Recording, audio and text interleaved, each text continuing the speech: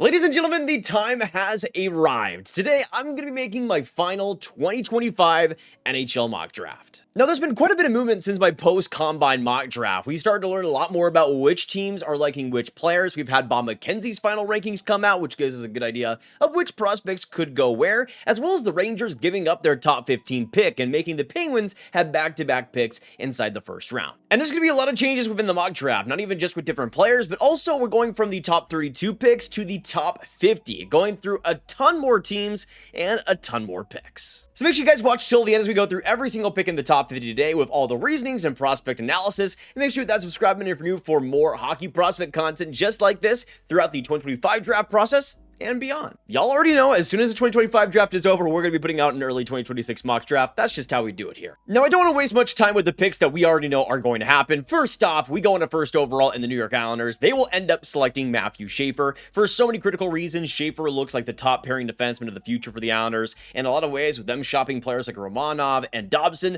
they need somebody to come in, eat minutes, and do it effectively. Schaefer does that for you. At second overall, we go into the San Jose Sharks, and they'll have the easy decision to make, at least in my opinion, in Michael Misa. There has been some rumors that Anton Friendel could be the pick here, but I think the Sharks just go best player available and get a quality second-line center behind Macklin Celebrini, and that is understating it. But I will say this, I don't think Anton Friendel will have to wait long to hear his name called. At third overall, I see the Blackhawks taking him at number 3. We've heard some rumors that the Blackhawks are shopping this third overall selection, but I do think they'll end up keeping it, selecting Friendel and getting a great complementary physical forward that can, especially in the power play, just bang in goals consistently. Now, going on to fourth overall in the Utah Mammoth, this is where things get silly in the draft. It seems like 1, 2, and 3 are pretty much locked in at this point, but at fourth overall, even though I mocked different players like Brady Martin in the past to Utah, I think at this selection, the more I think about it, I think it will be Caleb Desnoyers. The smooth skill, the opportunistic style, the smarts that he has, and bringing the size that he also brings as well, I think Utah will be very attracted to a player like this.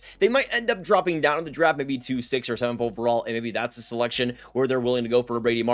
But I think at 4th overall is just a bit too much of a reach for them, and I think Desnoyers will end up being the pick. At 5th overall in the Nashville Predators, I think they're going to want to go up for another player up the middle here, but go for some premium skill. And ultimately, I think they'll end up selecting Jake O'Brien, who's one of my favorite centers in this year's class. He's a bigger center, but doesn't really use it all too much, and that might be the biggest knock against him. But I think the creativity, the skill, the speed, and all of that in conjunction is just so much fun to watch. The high-end plays he's able to create for his teammates are exceptional. And I think especially for a team like the Preds, they need more pace pushers like O'Brien, guys that can just have the eyes in the back of their head consistently. O'Brien is one of the best creators and playmakers in this year's draft. At 6th overall in the Philadelphia Flyers, and I think honestly with this recent Trevor Zegras trade, it's made it even more confident to me to select James Hagens in this position. Now, of course, I think in Zegras' case, they want him to be a centerman, but I think what it signals to me is that they aren't afraid to take smaller centers, and that's really been the case. I mean, Jet Luchenko isn't exactly a mammoth by any means. In his case, he's a smaller forward, though is able to make up for it with great defensive acumen. In James Hagens' case, I think they're going to want to go for top-end skill here, top-end potential. Brady Martin is a candidate as well as Porter Martone, but at this point, you take the best player available, just like they do with Matthew Michkov, and see the results follow. At number 7, though, I think this will be the position that Brady Martin ends up going to the Boston Bruins. I think it just makes sense if Martin were to fall past Utah. I do think he ends up falling to that number 7 spot. And for Boston, he is exactly what they want more of. That physicality, the intensity he brings. And even though I'm not the biggest fan of his skating stride or the top-end skill, I think he'll be a great complementary third-line centerman. I think he'll be great in that role, intense, and put up some pretty good points in the playoffs, which for a team like Boston, trying to replicate that Florida Sam Bennett mold, that's the best way to do it. On to 8th overall in the Seattle Kraken, and typically in the mock drafts, I've always somehow had Brady Murka falling into the Seattle Kraken's laps. But not anymore, folks, because at 8th overall, I see the Seattle Kraken taking Porter Martone. Even though Martone was ranked 3rd overall by Bob McKenzie recently, and that is a good sign of optimism for potentially a top 5 pick, I still think teams, once the draft has started, are going to be prioritizing centermen like we see at 7, 6, 5, 4, especially even 3. I think Chicago might want to look at Friendel as a center potentially. That leaves a player like Martone, who, even though he has big size, doesn't use it all the time. I think teams are going to be a little bit more worried about that. for a team like Seattle, they have typically always taken most interesting forward available. And in Martone's case, if he's available, I think they take him, especially with the skill he's able to provide. With that size, he's something that could become a great power forward. But even if he doesn't, the skill set is radiant. I think especially for a team like Seattle at 8th overall, you'll take that every day. Maybe Merca is more of a need, but Martone is a fantastic player. But then that leaves us with the 9th overall pick and the Buffalo Sabres. And at this spot, I think this is where Ratty Merca is going to fall. I really don't see Merca getting past the 10th overall pick, especially. All these teams, Seattle, Buffalo, Anaheim, I think they all would adore a player like Ratty Merca. And even though there might be a specific situation like Seattle maybe liking a player like Martone instead, even if that happens, I still think the next team up is going to get Merca anyways. And that leaves Buffalo, who needs more players like this. Big size, big physicality, but is smart in the way he plays, especially with his stick. He's very sound defensively, especially against the rush. Plus, with his size, his skating ability is pretty underrated. And in transition, he's shown some good moments here and then. I think for a team like Buffalo, adding to that right side of the defense is priority, and getting a player like Ratty Merca is an excellent add for the future. And that leaves us on to number 10 and the Anaheim Ducks. And in this position, I think they're going to end up taking Roger McQueen. Honestly, for all these three teams, Seattle, Buffalo, and Anaheim, I think they get the exact player they want in this year's draft. It's just how the cookie crumbles this time around. And in Anaheim's case, McQueen is going to be exactly what they want more of. They just traded Trevor Zegras. They don't want all this skill, this fancy stuff, even though McQueen, of course, can bring that with his deking ability. They want to add some size. McQueen is going to be adding some size. Even though my problem with him is that I want to see him be more physical. I want to see him assert himself more. I think in Anaheim system, they'll worry about that later. They'll go for something you can't teach, being 6'5". I am really sad that I just said that out loud, but guarantee it's going to be part of Anaheim's reasoning. Now, moving on to the Pittsburgh Penguins outside the top 10. Now, because of the Rangers giving up their pick, the Penguins have back-to-back selections, 11th and 12th overall, which I think will really make them and give them a little more freedom to pick their favorite out of the forward and defensive crop, which means I think the Penguins will end up selecting Victor Eklund and Jackson Smith. Now, I think out of anybody, I think both of these players honestly win because of this situation, because it gives the Penguins a little bit more freedom to pick who they want. In Victor Eklund's case, I think he's going to be a great Penguin there. Even though he is a smaller player, the intensity, the board battle winning, he is just such an efficient player all over the ice, especially in front of the net. He's going to be a dog for the Penguins and will be kind of in that Brian Rust mold. I think especially for Eklund, it's going to be a great situation. We've heard the Penguins really love him. They took him out to a bunch of dinners, apparently got a ton of meetings with him, so I would not be surprised if he's the pick. Jackson Smith as well, same situation. It seems like the Penguins absolutely adore this guy. Plus, of course, committed to Penn State University, so they get to see him in their backyard basically throughout his entire career in the NCAA. But the high-end pace, the high-end playmaking, I think the Penguins are going to be adoring a player like that and adding them to the defense. I mean, similar situation I would say to an Owen Pickering, where they're going for a bigger defenseman who needs to learn how to use that size. But I think for the Penguins, they're fine teaching that later in their careers and just getting the talent that Smith provides. That leaves us with the Detroit Red Wings, and pretty often I predicted Victor Eklund to be available at that spot and for them to end up selecting him. But because of this, the Penguins end up selecting him instead. Ultimately, I think the Red Wings will end up going for Kashawn Aitcheson, adding to the left side of the defense and adding some heaviness to the left side of the defense. The physicality, the electricity. This guy is going to be such a fun Red Wing. With the amount of characters and personalities they already have on that team, a player like Aitcheson is going to fit right in. At 14th overall in the Columbus Blue Jackets, this is a player that I honestly would not be surprised to see around this range, maybe even a little bit higher when it's all said and done, and that is Justin Carbonneau. I feel like his name kind of gets a little bit underrated when it comes to the top-end skill forwards of this class. One-on-one situations on the rush, Carbonneau is one of the best out there, and especially for teams looking for the extra goal scorer on the wing, there's very few options that are more efficient than Carbonneau has been, especially this last year in the QMJHL. 46 goals, 89 points, just an absolute beast. And look at Columbus, a team that could use a little bit more juice on the right side of the wing, and he's somebody, especially with the goal scoring, of how many playmakers they have coming up. Carbonneau is going to be a great finisher, but also somebody that can create on the rush in transition, which I think is going to be important for a team like Columbus. And on to 15th overall in the Vancouver Canucks, this is a pick that I am still going to keep going forward, and that is Braden Coots. To me, it just makes so much sense for this Vancouver team. Apparently, they also met a ton of him at the Combine, really loved him as well, which isn't much of a surprise, but I think Coots just fits so well with what Vancouver needs. The intensity, the work ethic, the ability to create and anticipate the play that is happening in front of him, and really before it even happens. Coots is just so good at creating turnovers, putting himself in the right positions to just put himself out there and get results. I would say kind of like a Bo Horvat is just so smart in the way he plays up the middle, and I think especially for a team like Vancouver, they need more of Braden Coots in their lineup.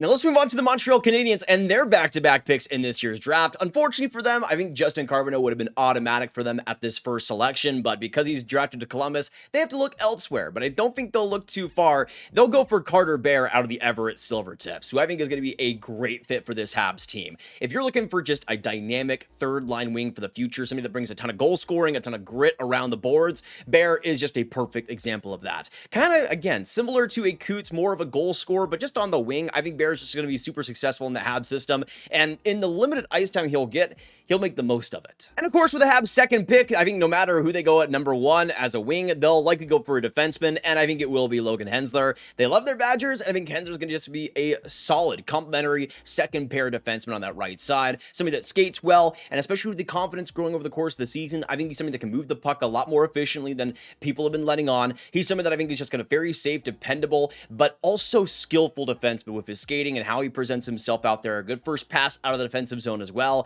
I think he's just going to be a more quiet but capable defenseman that just logs minutes and gets the job done for the Habs. Let's move on to the Calgary Flames here at 18th overall. Another pick that, like Vancouver and Coots, I think is pretty much locked into this point. If Cole Reshny is available, I just think for Calgary, it makes so much sense. Yes, he's a smaller forward, but my goodness, the intensity, the work ethic, the leadership on the ice. This guy is just such a dog out there, but leads by his skill, knows exactly what he's capable of, and can just dazzle you out there with his high-end moments. A brilliant WHL season this last year, great at the World Juniors. You're looking for some pace and some intensity in that pool on top of the skill.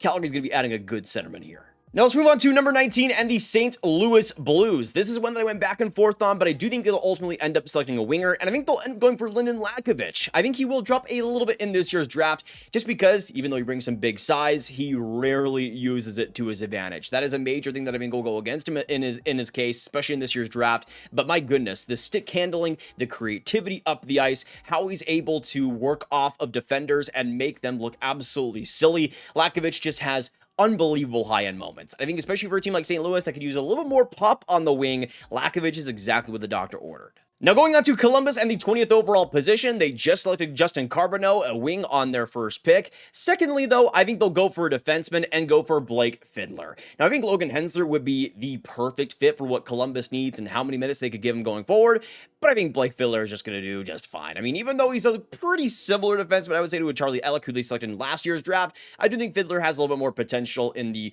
200-foot game, especially on the offensive side with his shot, but I think Columbus is going to love the size, going to love how he uses it, how responsible he can be, but also how much potential there is with his maturity, because it's been growing over the course of the season, but he just needs to unlock that more and more, get a little bit more consistent all around. So I think for a team like Columbus that prides itself on the development, they've already done some great jobs over there, and especially with how many players they drafted from the WHL, I just think it's a great fit. At 21st overall, and the Ottawa Senators. This is a team that has been all over the place when it comes to their drafting. Ultimately, like I predicted last time, I think that it will end up going for Shane Van Sacky. I think they need some depth on the right wing, and Van Sacky, I think, is just going to be such a simple, refined third line forward for the Ottawa Senators going forward. The bang and crash game, how good he is around the net, especially as a net front presence on the power play. I think the Senators are going to love just how simple he plays the game, how much he knows, how much of a physical force he is, and I think the Senators are just going to go for it. And at 21st overall, I think it's a solid pick. Not the pure upside swing they might need in that prospect pool, but this is the Senators we're talking about. They don't typically do that. On to 22nd overall in the Philadelphia Flyers. They just ended up selecting James Hagens, and I think they'll go for another center, though a much different one, I would say, in Jack Nesbitt, who seems to be a high riser in this year's draft, and the physicality and the positioning all over the ice, I think, is pretty refined at this point. I think Nesbitt is just going to be a solid fourth-line center, or at least that's my read on him. I think for the Flyers, they're looking at him more as a third-line center of the future, somebody that can get a lot of defensive matchups and look pretty good at it with his physicality. I just don't see a lot of big offensive upside here. But if Nesbitt logs a ton of games, is good in your defensive zone, and is able to play the penalty kill, then it's not the worst pick in the world. Though, I think for the Flyers at this spot, they'll go for a little bit lesser upside after the big upside swing in Hagens. Moving on to 23 and the Nashville Predators' second pick in this first round. They went for a center in Jake O'Brien before. I think they're going to go for a wing here and go for Malcolm Spence, another one in the OHL, now going to the University of Michigan next year. Spence, I think, is just going to be a great complementary piece in their middle six. Drives play well, is intense defensively, and just brings a lot of maturity to the game. There might be some issues in terms of the long-term upside, but in the 20s at this range, I think you're getting a future NHLer. I think for the Preds, that'll be good enough after a pretty big upside swing in O'Brien before. Now, 24th overall, I think Spence would have been the guy the Kings would be going after 100%, but because he's taken instead, I think they're going to go for Bill Zonin, a big-time center/wing out of the QMJHL. Even though I have my issues with his skating speed, my goodness, the responsibility in Zonin's game, how good he is off the puck, how good he is in anticipating the play and driving play when he does have it on his stick. He's just such a responsible and collected and calm player in all respects, and I think for a team like the Kings, he projects pretty well into their bottom six going forward. Again, not an overwhelmingly hype pick or anything, but I think Zonin's going to play a lot of NHL games and be a fan favorite for the Kings as he does everything so well. On to the Chicago Blackhawks, and this was a pick that I kind of went on a limb at in my post-combine mock draft, but since then has actually had a lot of smoke to it. I think the Chicago Blackhawks will end up taking Vaclav Nestrasil. Now, they already took, of course, Anton Friedel at 3rd overall, but Nestrasil, especially up the wing on the right side, brings a ton of size, and even though Friedel is big and has a lot of meat on the bone, Nestrasil's kind of a different story where he's tall but lanky and has so much skill. This guy can drive a line so effectively with his deking ability and his one-on-one situations. This guy can do so much with what he's able to create and what he's able to think up of in his head. There is so much to love here, especially around the net, how he's able to use his body against so many competitors to just will his way around the net, and it's just so much fun to watch. There is a lot of potential, but of course, a big boomer bust type of upside here. If he's not able to fill out or get that decision making a little bit farther ahead, then it might not be what the Blackhawks want, but if he does pop, this guy could be something special.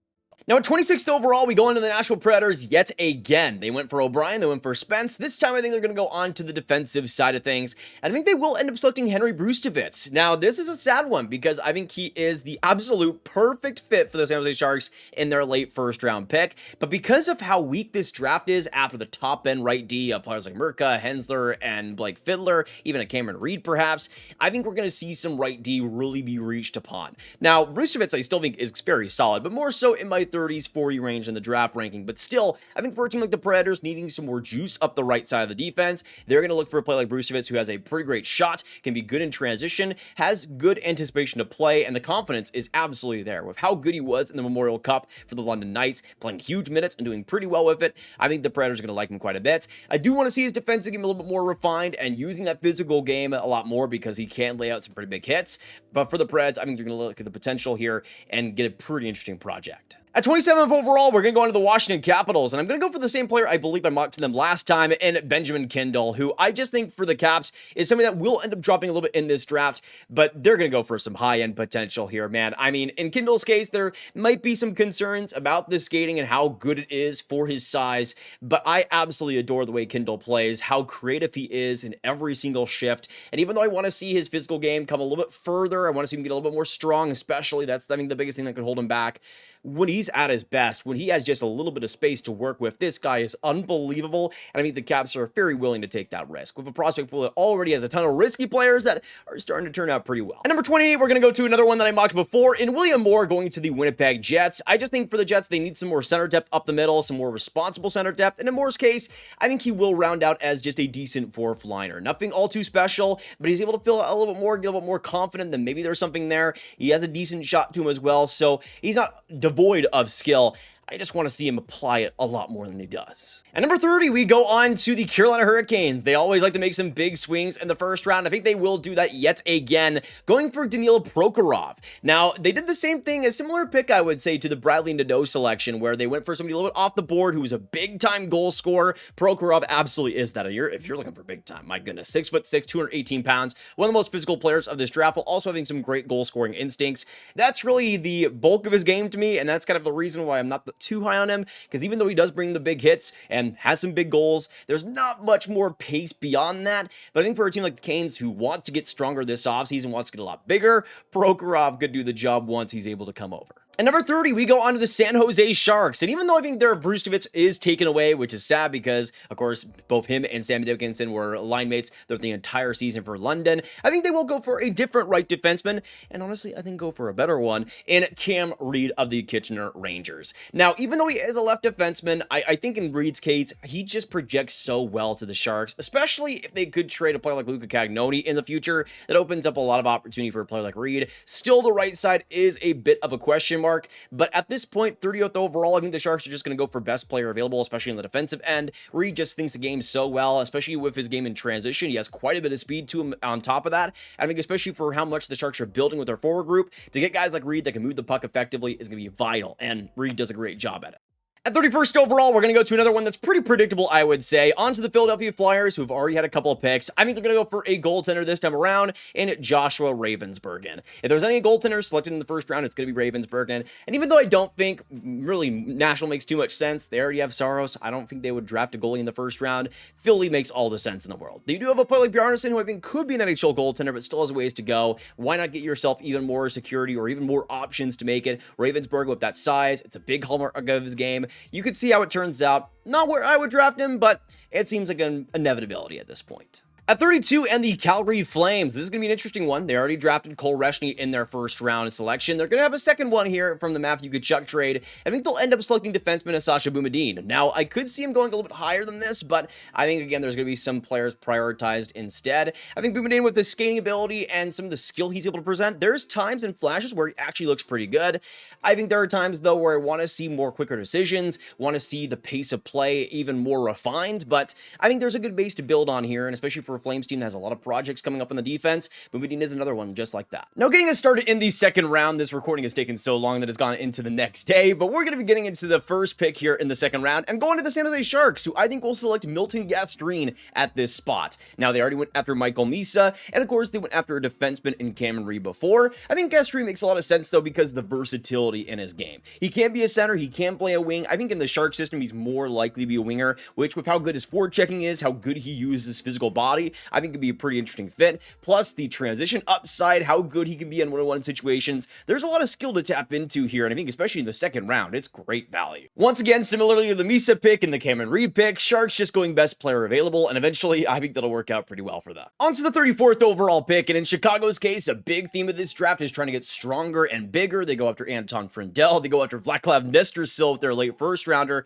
On to 34th overall, I think they're going to select out of the NTDP and now University of Michigan, William Horkoff, who I think could be a really interesting fit in the Blackhawks pool, who I don't think has many true translatable bottom six centers of the future. They've drafted quite a few centers, but I think they'll mostly be top line, top six type of players. In Horkoff's case, I think he's going to be a third line, fourth line center, but be a very efficient one. With his strength, with his physical prowess, how good he is at using his body to protect the puck, he's going to be someone that can drive the net well and just make things simple for a lot of those skill players on the ice and just bang in a bunch of goals that get set up. Now, at 35th overall, and the Nashville Predators, I know when we talked about their first-round picks, the talk about them potentially taking a goaltender, I wasn't really too sure, but I think in the second round, they're a lot more comfortable to take that type of chance, and ultimately, I think they'll select Semyon Frolov. I think Frolov is somebody that's going to go pretty high in this draft, one of the best Russian, one of the best goaltenders in this class for sure, 6'3", 203 pounds, and somebody that put some pretty decent stats in Russia before. Of course, Nashville is not afraid to draft Russian goalies like they did with Askarov back in the 2020 draft, but I think in Frolov's case, just how compact he is as a bigger goaltender is something I think Nashville will especially crave. But all these teams in the early second, I could easily see Frolov being a big candidate for them. Andreadov, I do slightly prefer, but because of his recent contract extension, I could see him falling quite a bit in this draft. Next up, we go into the Philadelphia Flyers, and they've gone all across the board with their draft picks, going after James Hagens, a smaller center, Jack Nesbitt, a bigger center, then, of course, getting Joshua Ravensburgen with their last pick in the first. I think it's time for them to select a defenseman, and I think they'll end up going for Jacob Rumbach, who I don't think is going to be available for too long in this year's draft. At 6'6", 209 pounds, he's a smooth skating defenseman, rarely makes too many mistakes, and I think also has some pretty decent offensive upside, at least in transition. He's pretty good at getting the puck out of the defensive zone, and I think for a team like the Flyers, needing some more simplicity and just raw defensive play from their back end, Rumbach is pretty perfect for that role. At 37th overall, we go into the Washington Capitals, and they already picked a pretty high upside player in a Benjamin Kindle. I think they're going to go for a very translatable piece going forward in Cole McKinney, who I think is one of the more underrated names in this class. Pretty easily a first round candidate for me, but I think he will end up slipping to the second. I think in McKinney's case, he's just such an effective and simple bottom six centerman. But unlike a player like Horkoff, I think McKinney just just brings so much speed and good in-tight skill. He's competitive, he's fierce, and on the forecheck, one of the more effective players, I would say, in this draft class, but just a very solid overall centerman. And I think for the Caps, getting that in that pool would be pretty important, especially as I think a pretty dynamic fourth-line center for the future. Now, on to 38 overall and the Seattle Kraken. They didn't end up getting the chance to select Ratty Murka before, so I think they'll go for budget Ratty Murka and Max Panika, who I think has a pretty decent floor when it comes to the game he plays. 6'5", 185 pounds. Like Murka, of course, a big Czech right-handed D playing in the WHL, but with the Portland Winterhawks, where he got 7 points in 24 games. I wouldn't be expecting much offense there, but his acceleration is pretty solid. He gets on pucks quick and defensively does his job pretty effectively. And for Seattle, again, they need more simplicity in that pool, which Ratty Murka would have brought, but Max can bring as well. On to 39th overall, the next couple picks will be players that I think just slip quite a bit that end up eventually getting selected. We go into the Buffalo Sabres, and I think they're going to end up selecting Eric Nielsen. Now, I hope that Nielsen is a first-round pick because I think he deserves to be. The only big issue to me is the strength and the conditioning, which going to Michigan State University is basically the perfect place to enter the gym and gain some muscle. But in Nielsen's case, I think he's going to be a very low-stakes buy-in candidate who's going to be a big potential added to that pool, especially as a centerman. Nielsen brings so much skill, so much intensity with the puck on his stick. I just love the smarts and the way he drives the game. And I think especially for a team like Buffalo, they might go a little bit bigger with this selection, but at the same time, I don't think they really need to. They just got Ratty Murka, want to go for a big upside swing, which especially at 39 is an easy pick to make. Speaking of big upside swings, let's go into the Philadelphia Flyers yet again. They've gone for a couple picks recently that are filling holes,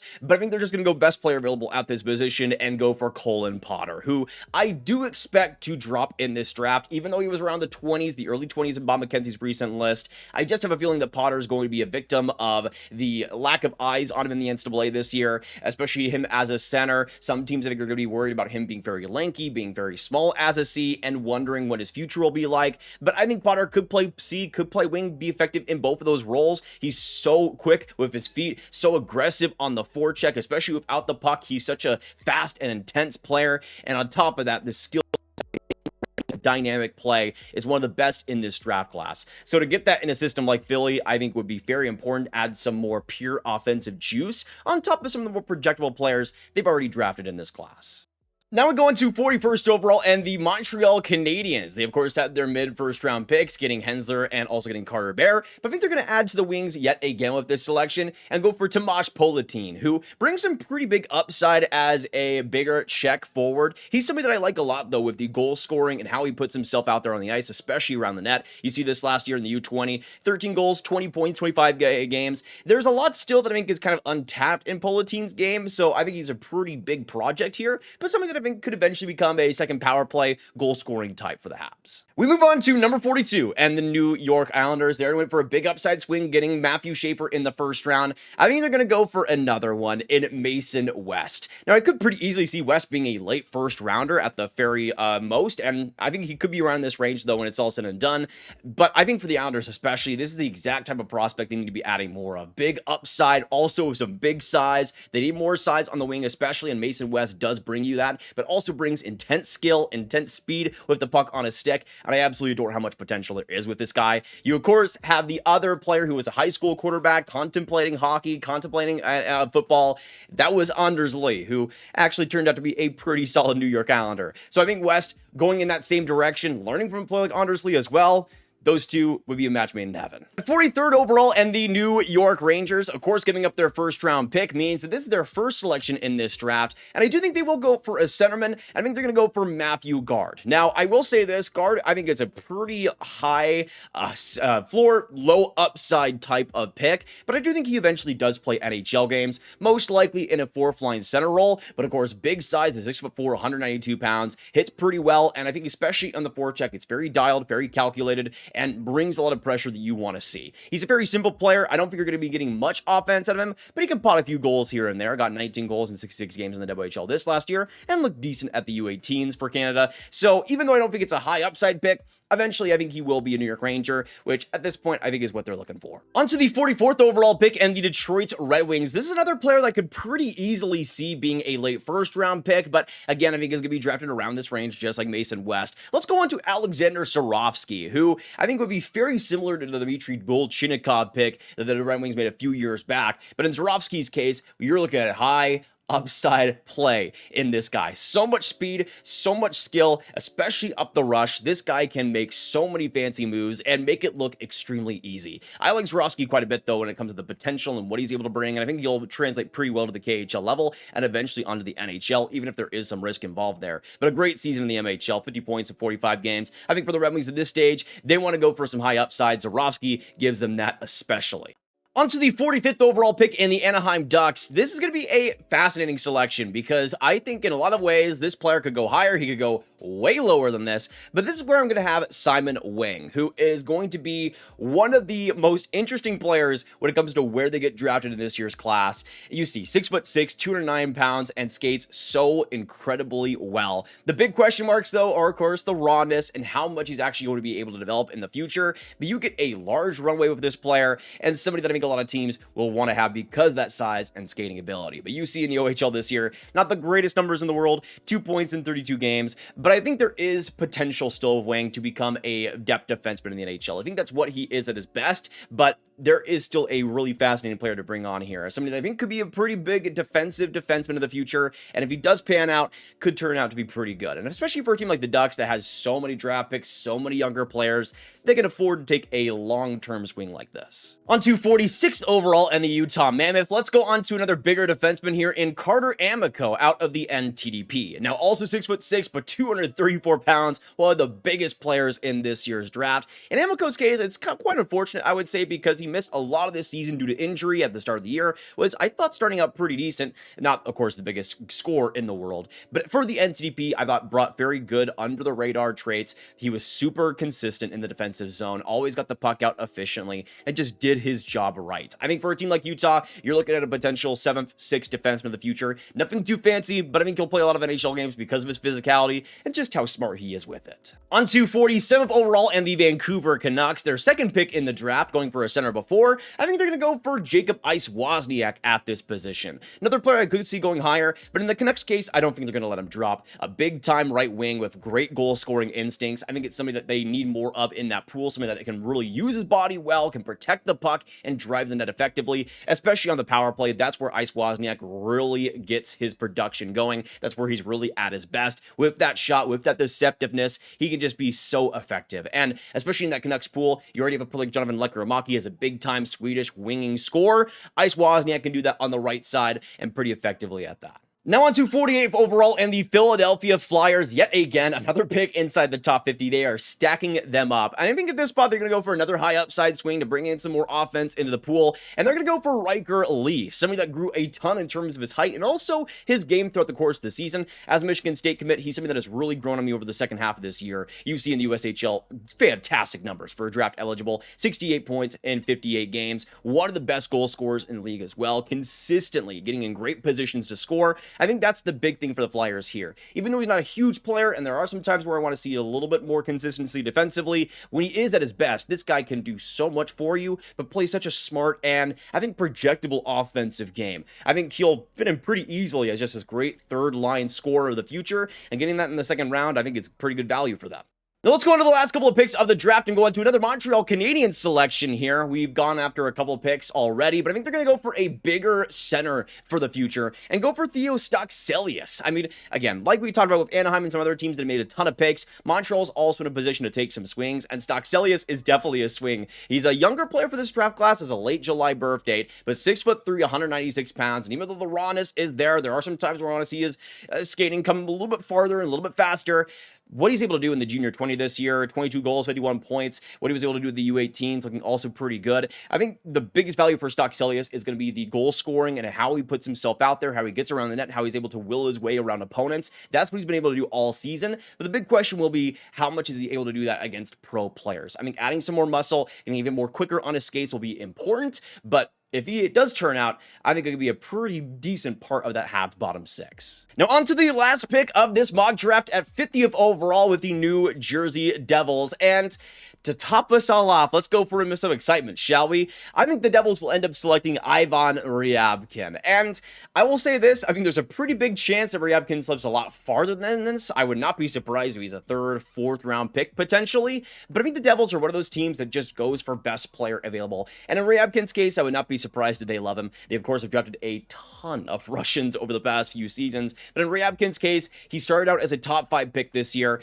Of course, had some big troubles in Russia, then went over to the USHL. The big thing is the goal scoring. The big thing is the power play ability, how good he is when he just gets that little bit of space. I have my concerns over his work ethic and his actual consistency on the ice, but the talent is there. It's just about getting that out of him consistently, which has been a bit of an issue. But I think for the Devils, they'll want to add some top-end skill to this class, some top-end goal scoring for them in the future. Ryabkin brings that completely down the middle. But those are my top 50 predictions for the 2025 NHL draft. And you know what? If I get like maybe 10 of these correct, I would really take that right now, because this draft is going to be the Wild West. It's going to be absolutely nuts. And I hope to see you guys for the NHL draft stream we'll be doing on the...